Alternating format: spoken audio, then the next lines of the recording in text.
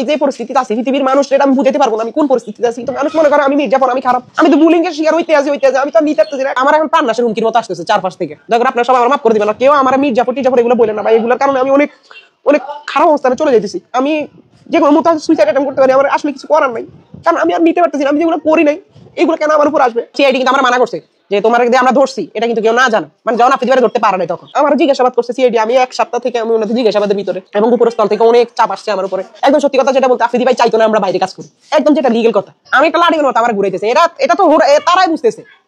আসসালামু আলাইকুম ওয়া রাহমাতুল্লাহি ওয়া বারাকাতুহু। সম্মানিত দর্শক, ভিডিওটা যে যেখান থেকে প্লে করেছেন তাদেরকে রিকোয়েস্ট করছি শেষ পর্যন্ত ভিডিওটা দেখার জন্য। প্রিয় দর্শক, তানভীর রাহি যে দীর্ঘদিন ধরে আফ্রিদির সাথে কাজ করে আসতেছে কন্টেন্ট ক্রিয়েটর হিসেবে, কিন্তু আফ্রিদি গ্রেফতার হওয়ার পর থেকেই তাকে নিয়ে নানান আলোচনা এবং সমালোচনা চলতেছে মিডিয়াতে। প্রিয় দর্শক, সেই তানভীর রাহি নাকি আফ্রিদিকে ধরিয়ে দিয়েছে এমনটাই অনেকেই বলতেছে, কিন্তু আসলে সত্য কোনটা? আফ্রিদিকে কি সেই রাহি ধরিয়ে দিচ্ছে কিনা? সে এবার কেঁদে কেঁদে জাতির কাছে ক্ষমা চাইলেন, বললেন যে আমাকে নিয়ে কেন সবাই পড়ে আছে, আমার ফোনে ডেইলি না হলেও 10,000 কল আসতেছে, এত চাপ আমি আর সহ্য করতে পারতেছি না, হয়তোবা আমি বেশি সহ্য না করতে পেরে হয়তোবা সুইসাইড করতে হবে। প্রিয় দর্শক, এবার সে কেঁদে কেঁদে কিছু গুরুত্বপূর্ণ আলোচনা করেছে আফ্রিদির বিষয় নিয়ে এবং তার বিষয় নিয়ে। আফ্রিদির সাথে তার দীর্ঘদিন ধরে সম্পর্ক ছিল শুধু কন্টেন্ট তৈরি করার জন্য, এছাড়া নাকি আর কোনো তার সাথে সম্পর্ক ছিল না। তিনি বললেন যে দুষ করলে আফ্রিদি করেছে, আমি তো করি নাই, আমার পিছনে কেন মানুষ লেগে আছে। প্রিয় দর্শক, আমি কথা না বাড়িয়ে সরাসরি তানভীর রাহির মুখ থেকে কিছু গুরুত্বপূর্ণ আলোচনা আমি আপনাদের মাঝে শোনাচ্ছি। রিকোয়েস্ট করছি এই তানভীর রাহির সম্পূর্ণ কথাগুলো শুনে আপনাদের অবশ্যই কমেন্ট বক্সে একটা করে কমেন্ট করে জানিয়ে যাবেন যে তানভীর রাহি যে কথাগুলা বলেছে সে কথাগুলা কতটুকু যুক্তিসঙ্গত এবং কথাগুলা কতটুকু সত্য হতে পারে। প্রিয় দর্শক, চলেন আমরা তানভীর রাহির মুখ থেকে গুরুত্বপূর্ণ আলোচনাটুকু শুনে আসি। যে আমি কোন সিচুয়েশন আছে এটা কিন্তু তারা বুঝতেছে, তারা জানে যে ওর সাথে আমাদের যোগাযোগে নেই, তাহলে এই ফোলাটারে উদয় কেন এগুলোর মধ্যে ফাঁসাই দিল? আমি তাদের কাছে আমি কি বলবো, আমার কোনো বলার মুখ নাই তো। তাদের চোখে তো আমি কালার হয়ে গেছি না, সবার চোখে আমি খারাপ হয়ে গেছি না। আমি যে এলাকায় থাকতেছি এই এলাকায় আমার উপর অনেক জর্জাপটা অলরেডি আসতেছে আস্তে আস্তে। হ্যাঁ, এক একজন এক এক ধরনের কথা বলতেছে, হুমকি ধমকির ভিতরে তো আমি অল টাইম আসি এবং বিভিন্ন ভাবে ওইরকম বুঝাই বলে না, মানে চাঁদা চাওয়ার মতো অনেক ইয়া আছে, অনেক কিছু আছে ভাই আমার উপর অনেক জর্জাপটা যাইতেছে। আমি প্রশাসনের উদ্দেশ্যে একটা কথা বলতে চাই ভাই, আমি এমন আহামরি কেউই না। আমি যে ছাত্রলীগ করে মানুষের যন্ত্রণা ইয়া এটা করবো ওই রকম ছাত্রলীগ করি না। আমি পিচ্ছি কালে ছাত্রলীগের একটা পদ দিয়ে দিছে, তাও ছোট কালে। তখন ওই যে একটা কথা আছে না, আল্লাহর লগে বাইল্লাও আছে, আমি নোয়াখালী ভাষায় একটা কথা আছে, তখন আমি বন্ধু বান্ধবের লগে হাঁটাইছি। কিন্তু কোনোদিন ওই রকম মিটিং প্রোগ্রাম এই সেই আমি ওই রকম না। আইনি পদক্ষেপ কিছুই নিয়ে, কারণ আমি ভয় পাইতেছি। আমি চিন্তা করি আমি যে আইনি পদক্ষেপ নিলে ওরা আবার আমার কিছু একটা করে, এই জন্য আমি এগুলো কিছু না। কিন্তু আমি আইনের প্রতি শ্রদ্ধা আছে ভাই। আপনারা যদি মনে করেন যে আমি দোষী, আপনারা আমারটা দেখবেন। যদি মনে করেন যে অন্য যারা আছে তারা দোষী, তাদেরটাও দেখবেন। এটা আমার আইনের প্রতি, এটা মানে একদম ফুলফিলে এই কথা। কারণ আমি আছে না, আমি আসলে একটা মবের ভিতরে পড়ে গেছি, মানে মব মানুষ করা লাগে না, আর মনের ভিতরে একটা মব সৃষ্টি হয়ে গেছে, আমি আর পারতেছি না।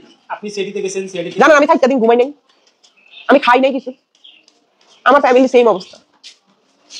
আমি কি পরিমাণ পরিস্থিতির মধ্যে আছি এটা আমি জানি। আর মনোবল হতো হাইস্পার জিরো। জেরুসালেম 25 বছরের পথ চলায় নিরাপদে রাখার প্রত্যয়ে খুব ভয়ানক। আমার বাবা মা আমার জন্য বেশি কষ্ট পাইতেছে তারা। আমরা তো জানি যে আপনার বাবা মা আপনাকে খুব ভালোবাসে। এটা তো ভাই কার বাবা মা কার ভালোবাসে না? কার বাবা মা ভালোবাসে না বলেন? সবার বাবা সবার ভালোবাসে, কিন্তু আমার কারণে আমার বাপ মা ফসলাইতেছে, ভুগতেছে মানুষ। আমার বাপ মারে ছিফি করতেছে, আমার বাপ মারে কথা শোনাইতেছে, আমার বাপ মারে বিভিন্ন ধরনের বুলিং করতেছে। আমার কারণে তো আমার বাপ মা ভুগতেছে, কিন্তু আমি তো ভাই তেমন কিছুই করি নাই, কিছুই বলি নাই। আমি যা সত্যি আমার জিজ্ঞাসাবাদ করছে যে এগুলা না বলে তুমি তো মিথ্যাতে জড়াই যাবে, আমার মিথ্যা দরকার, আমি সত্যি তা বলছি আসছি। আমার বাবা মা এখন যে সত্যি কথা, আমার বাবা মা আপনি অনেক পছন্দ করে, কারণ আমার গার্ডিয়ান হিসেবে উনি ছিল। হ্যাঁ ঠিক আছে, তো যখন আমিও আলাদা করে ইনকাম করা শুরু করছি তখন ওনার সাথে আমার একটা ডিস্টেন্স তৈরি হয়েছে। আর একদম সত্যি কথা যেটা বলতে, আফ্রিদি ভাই চাইতো না আমরা বাইরে কাজ করি, একদম যেটা লিগেল কথা। এটাই হচ্ছে ওনার মেইন কষ্ট, তোরা বাইরে কাজ করিস না, আমার লগে আসলে আমার লগেই থাক। তো হয়তো বা ওই আমরা বাইরে কাজ করতাম, এই জিনিসটা হচ্ছে সবচেয়ে বড় সমস্যা। একদম এটা সত্যি কথা, এটা আমাদের অন্যান্য টিম মেম্বারদেরকে যদি আপনারা ইন্টারভিউ নেন তারা সেম কথাই বলবে। ওই কারণে ওনার সাথে আমাদের একটু ডিস্টেন্স তৈরি হইতো, ওনার সাথে আমাদের ঝগড়াঝাটি হইতো, ওই কারণে কথা কাটাকাটি হইতো, উনি ওই কারণে আমাদেরকে মারধর করতে একটু। আমার বাবা মার এটাই কথা, তুই কোনো কথাই বলিস না। আমি তো কথা বলি না রে বাবা, আমি আমি কি পরিস্থিতির মধ্যে আছি, আল্লাহর কসম আমি যে পরিস্থিতিতে আছি পৃথিবীর মানুষ এটা আমি বুঝাইতে পারবো না আমি কোন পরিস্থিতিতে আছি। তো মানুষ মনে করে আমি মির্জাফর, আমি খারাপ, তাই আমি এমন কিছুই না। আমার জিজ্ঞেস করছে আপনি দিবেন কেমনি কি হয়েছে না হয়েছে এই সে, আমি বলছি আপনারা আমার বয়স জানেন, আমার বয়সটা কেমন। আমি আজকে 7 দিন ধরে একদম সত্যি কথা, আমি কিছু আমার গলা দিকে ভাব ঢুকতেছে না, আমি কিছু খাইতে পারতেছি না, আমার মানে পেটে যাইতেছে না, কারণ আমার দিনে 10,000 ফোন আসে। আমি এমন কি, আমি কি যে আমার দিনে 10,000 ফোন আইবো? আমি তো বুলিং এর শিকার হইতে আছি, আমি তো নিতে পারতেছি না। একটা মানুষ কখন সুইসাইডের কথা বলা জানেন, মানুষ যখন বুলিং এর শিকার হইতে অনেক উপরস্থলে চলে যায়, তখন আর মানুষ পারে না, তখন মানুষ এসব ইয়াতে চলে যায়। কারণ আমি এমন এক পরিস্থিতি, আমি আমার ফ্যামিলির বড় পোলা, আমার উপর আমার পুরোটা ফ্যামিলি ডিপেন্ডেবল, আমার উপরে আমার পুরোটা ফ্যামিলি ডিপেন্ডেবল। তো এটা আমার খুব খারাপ লাগে, আমার আজকে কিছু হইলে আমার ফ্যামিলিটাকে কে দেখবো, এই জিনিসটা তো আমার খারাপ লাগে, আমার তো কষ্ট হয়ে যায়। কিন্তু আমার কথা আমার নিয়ে কেন মিথ্যা আপনারা ছড়াইতেছেন ভাই? আমি তো মিথ্যার মধ্যে যাইতে চাই না, আমার নিয়ে কেন মিথ্যা ছড়াবেন? আমি ভাইয়ের সাথে আমার কোনো যোগাযোগ নাই, এটা তো পুলিশ দেখছে, সিআইডি দেখছে, সবাই দেখছে। ওনার সাথে আমার লাস্ট ফোন এই কথা হচ্ছে 14 মে, এবং ওনার সাথে আমার কোনো ইয়ে নেই, আপনারা উঠাই দিচ্ছেন, আমি ওনারা ধরাই দিচ্ছি। এই যে একটা মিথ্যা বানোয়ার একটা বিষয়, এই যে মিথ্যা বানোয়ার বিষয়টা, হ্যাঁ এটা বানোয়ার বিষয়টা আপনারা উঠাই দিচ্ছেন, আপনারা তো উঠাই দিলেন, আপনারা তো মজা নিয়ে নিলেন, আপনারা উঠাই দিচ্ছেন, আপনারা মজা নিয়ে নিছেন। আমার পরিস্থিতিটা তো বুঝলেন না, আমার ফ্যামিলিটা কি হলো, আমার পরিস্থিতিটা কে বুঝবো? আমার তো একটা পরিবার আছে, আমি কোনো মির্জাফরগিরি ওনার সাথে করিনি, একটা ওয়ার্ডও মির্জাফরগিরি করিনি, আমি যা সত্যি আমার তা বলছি অ্যাজ এ হিউম্যান বিং। ভাই আমি আপনাদের কাছে আসলে হাত জোর করে মাপতে, দয়া করে আপনারা আমাকে নিয়ে এরকম আর পোস্ট এগুলো দিয়েন না। আমি একদম আমার কিছুই না, আমার জিজ্ঞাসাবাদ করছে সিআইডি, আমি 1 সপ্তাহ থেকে আমি ওনাদের জিজ্ঞাসাবাদের ভিতরে, এবং উপরস্থল থেকে অনেক চাপ আসছে আমার উপরে। হ্যাঁ আমি আমার জিজ্ঞাসাবাদ করছি, আমার কথা ভাই আমার ওনার সাথে যোগাযোগ নাই, আমি কেমনে জানবো? তো আমার বলতেছে আপনাদের উপর কোনো হ্যারাসমেন্ট হচ্ছে নাকি, মারতো নাকি? হ্যাঁ আমরা মারছে, আমার বেল দিয়েও মারছে ভাইয়া, ওনার রাগ উঠছে, অভিমান হয়েছে আমার, হয়তো উনি ওনার ছোট ভাই হিসেবে আমার মারছে। আমি এগুলো নিয়ে আমার কোনো রাগ অভিমান কিছু নেই।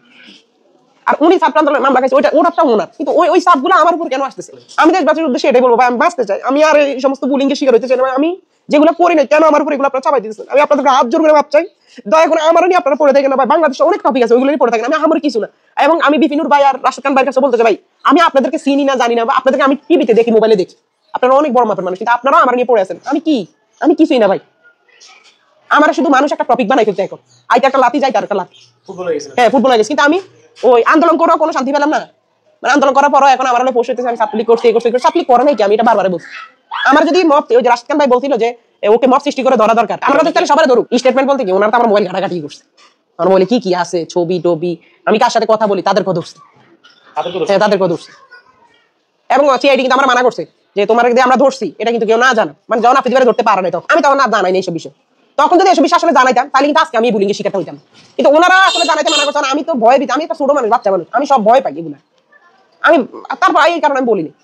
এখন আমার কথা হচ্ছে হয়তো বা সিআইডি বা পুলিশ প্রশাসন বা উপরস্থলের মানুষেরা ভাবছে যে ওর সাথে সবচেয়ে বেশি আন্ডারস্ট্যান্ডিং, কিন্তু আসলে এটা মিথ্যা। ভাইয়ার সাথে ভাইয়া আমার ফোন দিতে আমি যাইতাম, ভিডিও করতাম, এই পর্যন্তই। আমি দর্শক জাতির উদ্দেশ্যে একটা কথা বলবো ভাই, আমি চাই না আমি এসব সমস্যার মধ্যে আমি আর জড়াইতে, প্লিজ দয়া করে আপনারা সবাই আমার মাফ করে দিবেন। আর ভাই আমার এখন প্রাণ নাশের হুমকির মতো আসতেছে চারপাশ থেকে, মানে আমি মনে হইতেছে আমি কোন পরিস্থিতি আছে সেটা আমি ছাড়া কেউ, আমার আল্লাহ ছাড়া কেউ জানেন। দয়া করে আপনারা সবাই আমার মাফ করে দিবেন, আর কেউ আমার মির্জাফর টির্জাফর এগুলো বলেন না ভাই, এগুলোর কারণে আমি অনেক খারাপ অবস্থানে চলে যেতেছি। আমি যে কোনো মুহূর্তে সুইসাইড অ্যাটেম্প করতে পারি, আমার আসলে কিছু করার নাই, কারণ আমি আর নিতে পারতেছি না। আমি যেগুলো করি নাই এইগুলো কেন আমার উপর আসবে? আমার পরিবারের বিষয়ে কি বলবো? আমার মা বাবা তো অনেক কষ্টে আছে, তারা মানুষদের উদ্দেশ্যে আপনার পরিবার আমি সবার কাছে এটাই বলবো যে আমার দয়া করে আমার মানে পরিবার, মানে আমার একটা পরিবার আছে, আমি আমার পরিবার বড় ছেলে, তাদের স্বপ্ন আমার নিয়ে, দয়া করে ওনাদেরকে মানে আমার কারণে ওনারা না ভুগতে হয়, আমার মাফ করেন, এটাই আমি চাই, একদম সোজা একটা কথা। প্রিয় দর্শক, এই যে তানভীর রাহি যে ঢাকা পোস্টের ইন্টারভিউতে যে কথাগুলা বলেছে, এই কথাগুলা সে কেঁদে কেঁদে বলছে যে তার একটা ফ্যামিলি আছে, তার ফ্যামিলিটায় সে সবার বড়, তার উপরে ডিপেন্ড করে।